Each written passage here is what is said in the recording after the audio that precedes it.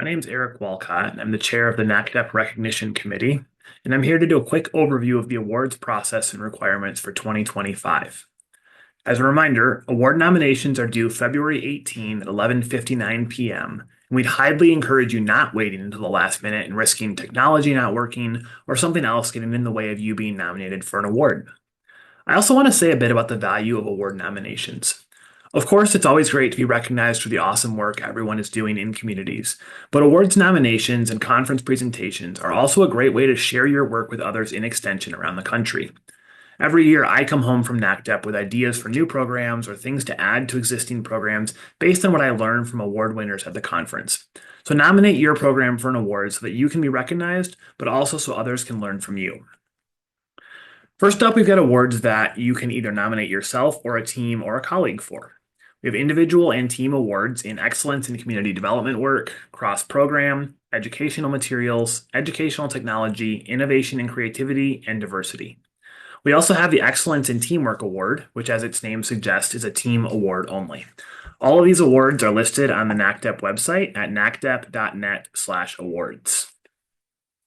NACDEP also has three awards that do not allow self-nomination. These are the Distinguished National Service, Distinguished Career, and new this year, the Achievement in Collaboration Award. A couple of quick notes on these awards. The Achievement in Collaboration Award is to recognize a NACDEP member who's demonstrated a long-term commitment to cross-institutional collaboration. And a change in the Distinguished Career Award from prior years, this year up to 3 national awards will be given if there are multiple nominees who earn a score of 90 or above. If nobody achieves a score of 90, one winner will be awarded as in the past, as long as they meet the minimum score requirement of 75. So who's eligible for an award? For individual awards, the nominee must be a current NACDEP member at time of nomination. If you were a NACDEP member in 2024 and you renew your membership when you register for the 2025 conference, you'll be good to go on this requirement, so you don't need to renew prior to submitting. If you're unsure, please reach out to confirm. For team awards, 2/5 of university or extension professionals must be NACDEP members, with the exception of the cross-program team award, which recognizes partnership with colleagues outside the community development space. Any university or extension professionals that are part of your award should be counted as members of your team. Now, if you have team members who are community partners or collaborators from outside the university or extension, they can be listed separately and won't count against the 2/5 requirement. On that note, if you're nominating a program that you're the only extension professional and partnered with outside partners, community partners, that should be submitted for an individual award. Awards must be for program efforts within the 2024 calendar year, and you cannot submit the same program for multiple award categories. Pick the one that you think is the best fit. There is a link to a Qualtrics form on the NACDEP Awards page, which is the only way to submit your nomination. A benefit of this is that we've built character limits into the form to prevent you from going over word or page limits, which should mean nobody gets disqualified for formatting issues, which is something we used to run into. Character limits are listed in the awards document, so if you're preparing your nomination in a Word document, you can look up what those character limits would be so that you're within those limits when you go to submit. The form will cut you off if you hit that character limit. If you're listing team members of outside collaborators, there's a link to a Google Sheet on the awards page, which we're asking you to either copy and share that link to the Google page in the Qualtrics form, or save it as an Excel file and upload that in the form. That's how we're asking you to list team members and outside partners. Just a few more reminders. Nominations with multiple extension or university personnel should be not submitted as team nominations. Programs with one extension or university personnel partnering with outside collaborators may submit for individual awards. For the narrative section, make sure to review the award guidelines and make sure you follow the narrative outline unique to each award listed with the award description. Those guidelines are unique to each award, and that's the criteria judges use to evaluate nominations, so you want to make sure you're providing the information being requested. Nominations are due by 11:59 p.m. Eastern Time on February 18, 2025.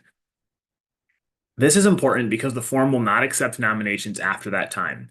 If you're in a different time zone, pay attention to 11:59 p.m. Eastern Time. Get it done early so you don't have to worry about last-minute technology issues preventing your good work from being recognized. If you email next week or in the days ahead of the deadline, we can help resolve any issues you may run into. If you email at 10 p.m. on February 18, you're going to be out of luck. Again, submit your awards early and submit them using that link on the NACDEP Awards page. Awardees are usually notified in early April and are honored at the 2025 NACDEP conference in June in Charleston, West Virginia. So be on the lookout also for registration information, and we hope to see you in Charleston. Next, I want to share what the awards page looks like. So when you go to the NACDEP website here, we go to nacdep.net/awards. This is our awards page. And here we see at the top, awards are now open, nominations are being accepted, and it has the deadline here, 11:59 p.m. on Tuesday, February 18th. Down here, this is kind of the important piece, is we have our 2025 awards description and application procedures.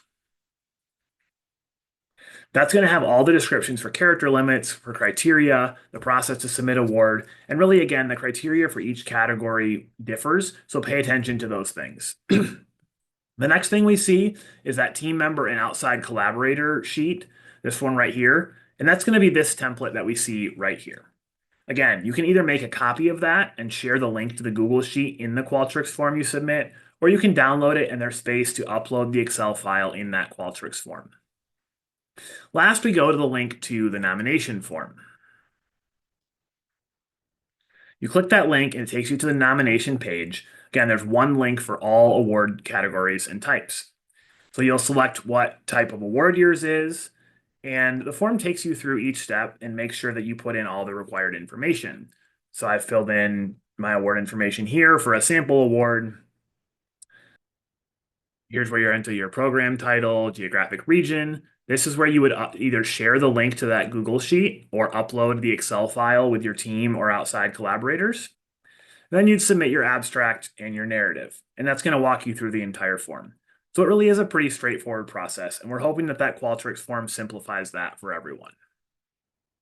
So again, nacdep.net/awards is the page you're going to go to guide you and answer all your questions on the awards process. My email address is here. If you have any questions, please reach out. Remember, February 18 at 11:59 p.m. is that deadline, and we'd really encourage you to nominate yourself or encourage a colleague to nominate themselves and celebrate all of the good work we're all doing across the country.